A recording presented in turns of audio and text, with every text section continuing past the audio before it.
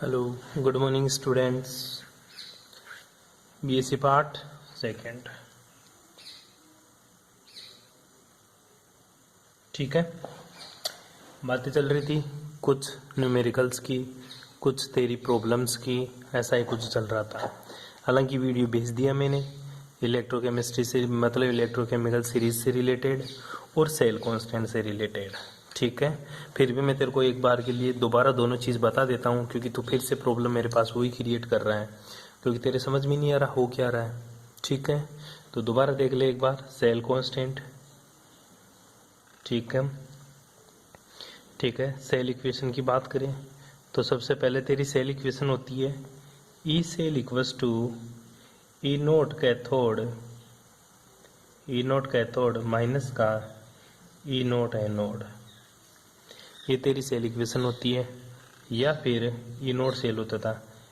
E cell equals to मैं लिख सकता हूँ ई कैथोड माइनस ई एनोड। नोट नहीं लगाना तेरे को, ये इक्वेशन तुझे लिखनी होती है। ठीक है, बात आती है कैथोड का क्या होता है, बता दिया था। कैथोड का क्या होता है और एनोड का क्या होता है। ठीक है, कैथोड का होता क्या है, रिडक्शन। कैथोड का क्या होना है, रिडक्शन, अपचयन। ठीक है जी। एनोड का क्या होना है, ऑक्सीडेशन। क्या, ऑक्सीडेशन मतलब ऑक्सीकरण। ठीक है, कोई दिक्कत, ये बातें अपने पढ़ ली थी लास्ट टाइम। अब आ जाते तेरे को इम्पोर्टेंट बात और बताता हूँ। कौन सी इम्पोर्टेंट बात, वो समझ दो। ये बातें करी थी, तेरे को प्रॉब्लम आती है ये वैल्यू डाल के ये भी निकालने में। ऐसा क्यों आ रहा है, ध्यान देना। चाहे कैथोड हो चाहे एनोड हो, होता क्या है, कैथोड का तो रिडक्शन, एनोड का क्या होता है, ऑक्सीडेशन। ध्यान दे एक बार के लिए। ठीक है, जहाँ पे भी Zn ऐसा लिख जाए तेरे को, Zn2+ और कॉपर 2+ से कॉपर, इसका मतलब हो रहा है यहाँ से यहाँ देख दो, ऑक्सीकरण अवस्था में क्या हो रही है, वृद्धि हो रही है। वृद्धि हो रही है तो इसका क्या हो रहा है, ऑक्सीकरण हो रहा है। क्या हो रहा है, ऑक्सीकरण। और ऑक्सीकरण कहाँ पे जाता है, एनोड पे। मतलब ये जो वैल्यू देगा यहाँ पे, ई नोट सेल की जो वैल्यू देगा, ठीक है, ई नोट की, वो जैसे 0.38 इलेक्ट्रॉन वोल्ट, वो कहाँ रखेगा तू, वो रखेगा ऑक्सीकरण मतलब एनोड, यहाँ पे रखेगा। कहाँ रखेगा, ऑक्सीकरण मतलब एनोड यहाँ पे रखेगा। अगर तेरे को ऐसा दे दिया, समझना ये चीज अच्छे अच्छों की समझ में नहीं आती। अगर तेरे को ऐसे दे दिया Zn और Zn2+ बराबर 0.38 इलेक्ट्रॉन वोल्ट, कोई दिक्कत। एक तेरे को ऐसा दे दे कॉपर के लिए ECU2+ से Cu, इसके लिए दे दिया 0.74 इलेक्ट्रॉन वोल्ट दे दिया तेरे को। अब तेरे से क्वेश्चन क्या पूछेगा, बताओ ई में दे दिया चाहे ई नोट में दे दे। ठीक है, ई नोट में दे दिया तो ई नोट में, तो तेरे से पूछेगा बता ई नोट सेल क्या होगा। और तेरे को नेक्स्ट इक्वेशन लगाना है तो भी तेरे को ई नोट सेल निकालना ही पड़ेगा इनसे। ठीक है, ई नोट सेल क्या होता है, ई नोट कैथोड माइनस का ई नोट एनोड, ये भी रखेगा तू। अब ध्यान दे, कैथोड हो चाहे एनोड हो, हमेशा वैल्यू किस में रखेंगे, अपचयित रूप में, अपचयन की फॉर्म में वैल्यू पुट करेंगे। कहना क्या चाहता है, चाहे किसी का ऑक्सीकरण हो चाहे किसी का अपचयन हो, तुझे वैल्यू किस में पुट करनी है, अपचयन में। तो देख ये चीज तो किस में है, गुरुजी अपचयन में, क्योंकि 2+ ऑक्सीकरण अवस्था से, सिंपल से देख, प्लस का 2 ऑक्सीकरण अवस्था से ये किस में जा रहा है गुरुजी, 0 में जा रहा है। तो इसका तो क्या हो रहा है, अपचयन। क्या हो रहा है, लेकिन देख गुरुजी, ये 0 से कहाँ जा रहा है, प्लस का 2 में, प्लस का 2 में जा रहा है। तो गुरुजी यहाँ पे क्या हो रहा है, ऑक्सीकरण। क्या हो रहा है, ऑक्सीकरण। और तू बोल रहा है यहाँ पे इसकी वैल्यू भी किस में, अपचयन की फॉर्म में वैल्यू पुट कर, और इसकी भी वैल्यू किस में पुट करो, अपचयन।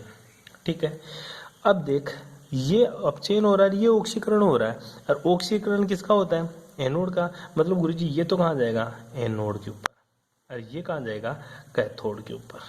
ठीक है, अब कैथोड का तो हमेशा अपचयन होता है, लेकिन एनोड का तो गुरुजी ऑक्सीकरण होता है ना, एनोड का तो ऑक्सीकरण होता है। फिर अपचयन की फॉर्म में कैसे लेके आऊं, और मुझे तो अपचयन में ऑक्सीकरण में दे दिया, तो ऑक्सीकरण में दे दिया तो तू इसको अपचयन में बदल ले। कैसे बदलेगा, बहुत ही इंटरेस्टिंग है। ई नोट Zn था ना, इसको उल्टा सुल्टा कर दे, Zn2+ से किस में बदल दे, जेड एन। इसको उल्टा सुल्टा किया तो यहाँ पे साइन किसका, प्लस का, अब किसका आ जाएगा, माइनस का, तो यहाँ पे माइनस लगा दे और कुछ मत बदल, बस 38 इलेक्ट्रॉन वोल्ट।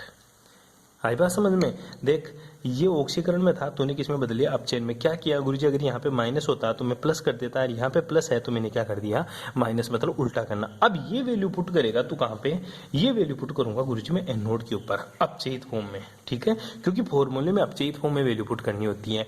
वैसे ज्यादातर तेरे को जो एग्जाम्पल पूछेगा या जो तेरे को देगा वो डायरेक्ट इसी फॉर्म में देगा, तेरे को इसी फॉर्म में देगा तेरे को, ठीक है। ऑक्सीकरण अपचयन मतलब एनोड और कैथोड, तो तेरे को सेल से डिसाइड करना है कि सेल से पता चलेगा तेरे को एनोड कौन सा कैथोड कौन सा, पहले ये समझ ले।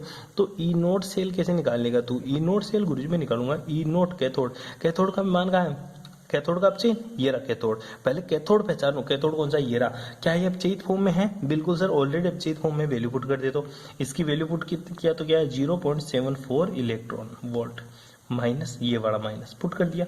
अब आजा इसको गोला कर दे, कोष्टक में ले ले, ई नोट एनोड, ये रहा गुरुजी एनोड, कौन सी फॉर्म में है गुरुजी, ऑक्सीकरण। ऑक्सीकरण में तो वैल्यू मानता ही नहीं है, ये बोलता है कि अपचयन में पुट कर। मैं गया आगे इसको अपचयन में बदल लिया, अपचयन में बदला, यहाँ पे पॉजिटिव था तो यहाँ पे नेगेटिव, वैल्यू पुट कर दे, माइनस का 0.38 इलेक्ट्रॉन वोल्ट। आंसर क्या आया देख, 0.74 प्लस, क्यों माइनस माइनस क्या हो गया, प्लस 0.38, जब दोनों किस में है, इलेक्ट्रॉन वोल्ट में। तो आंसर कितना आया, 8 4 12, ठीक है, और 7 रेखा 8 8 3 11, ठीक है, 1.1 इलेक्ट्रॉन वोल्ट। ये क्या आ गया, इसका आंसर आ गया, सिंपल सा क्या आ गया आंसर। अब सोच, इसका आंसर तो तूने ये निकाल दिया, लेकिन मान एक बात कर, तू इसको एज इट इज ऐसे वैल्यू पुट कर देता तो क्या लिखता तू, 0.74 है माइनस का 0.38, तू इसमें से घटा देता, आंसर कुछ और आता और वो तेरा आंसर गलत हो जाता। क्या हो जाता, गलत। तो एग्जाम्पल या क्वेश्चन करने से पहले तेरे को ये पता होना चाहिए कि ये ऑलरेडी ये ऑक्सीकरण में है, ये अपचयन में है। अगर ये ऑक्सीकरण में तो इसको किस में बदलो, अपचयन में बदलो। किस में बदलो, अपचयन में। अपचयन में बदलने के बाद में वैल्यू पुट करो और उसके बाद में आंसर निकालो। फॉर्मूले में वैल्यू तभी पुट करनी है जब दोनों तेरे मान किस में दिए रखे हो, अपचयन में। अगर अपचयन में नहीं दे रखा तो गलत हो जाएगा मेरे भाई, ठीक है। अब देख मेरे ये तो सही, ये वैल्यू पुट कर दूंगा। तेरी जो प्रॉब्लम आ रही है वो आ रही है कि मेरे को ये नहीं पहचानने आ रहा कि कौन सा एनोड है कौन सा कैथोड है, क्योंकि वो तो अजीब तरह का सेल दे रखा है। क्या दे रखा है, थोड़ा अजीब सा सेल बना के देता है। अब सुने, जब ये क्वेश्चन पूछेगा ना तेरे से, तो अजीब तरह का सेल कैसे बना के देगा वो देख, सिंपल सा अजीब तरह का कैसे बनाते देता, वो देता कैसे है, वो देता है ऐसे ZN, ठीक है, एक लाइन खींच देता है, फिर यहाँ पे लिख देता है ZN2+, ठीक है, और यहाँ लिख देता था एक बस, और ये सॉलिड, फिर डबल स्लेश करके क्या लिखता है वो सर, यहाँ पे लिख देता कॉपर 2+ है, और फिर आएगा तेरा कॉपर 0। ध्यान दे, इस डबल स्लेश के बाद पहले इस डबल स्लेश, इसको बोलते हैं साल्ट ब्रिज। इस साल्ट ब्रिज की इधर जो भी चीजें होगी ना, वो तो तेरा हमेशा ही क्या होता है, एनोड, ठीक है। लेफ्ट हैंड साइड हमेशा क्या होता है, एनोड, और राइट हैंड साइड हमेशा क्या होता है, कैथोड। लेफ्ट हैंड साइड तो क्या होता है, एनोड, और राइट हैंड साइड क्या होता है, कैथोड। अब देख ये तेरा ZN, तो यहां से तेरे को पता पटकना है कैसे कि ZN का तो क्या हो रहा है, ZN तो मेरा एनोड है और Cu मेरा क्या है, कैथोड। उसके बाद में इस वैल्यू पे जाना यहां से, फिर पहले लिख देना कि ये ZN वाला तो एनोड है, ये मेरा कैथोड है। फिर चेक क्या करेगा तू, फिर मैं चेक करूंगा गुरुजी कि इसका ऑक्सीकरण हो रहा है या अपचयन। ZN से ZN2+ गया, मुझे पता चला गुरुजी ये तो ऑक्सीकरण फॉर्म में, ये ले, तो इसको किस में बदलेगा, अपचयित फॉर्म में। अगर पहले से ऑलरेडी अपचयित फॉर्म में दे दे तो तेरे को बदलने की जरूरत ही नहीं है। तू ये देखेगा ZN से ZN2+ है या ZN2+ से ZN है, ठीक है। अगर इस फॉर्म में है तो इसको इसमें बदलूंगा, अगर इसमें पहले से ही है तो गुरुजी इसको एज इट इज रख लूंगा, मेरे को तो कुछ ही नहीं ना, फिर तो डायरेक्ट वैल्यू पुट करूंगा और आंसर निकाल दूंगा। कर लेगा ऐसे, ठीक है, सिंपल सा। ये तेरा ई सेल निकालने का तरीका और ई नोड सेल निकालने का तरीका, क्योंकि नेक्स्ट इक्वेशन में ई नोड सेल नहीं निकाल पाएगा ना जब तक तू आंसर नहीं निकाल सकता ना, ठीक है। इस तरह से अपन ई नोड सेल निकालते हैं। मैं बहुत फ्रस्ट्रेट हो गया इन क्वेश्चन से, ठीक है, तो तू प्लीज इसको सीख जाए एक बार के लिए। कर लेगा यहाँ तक, ठीक है, आगे चलता हूँ मैं।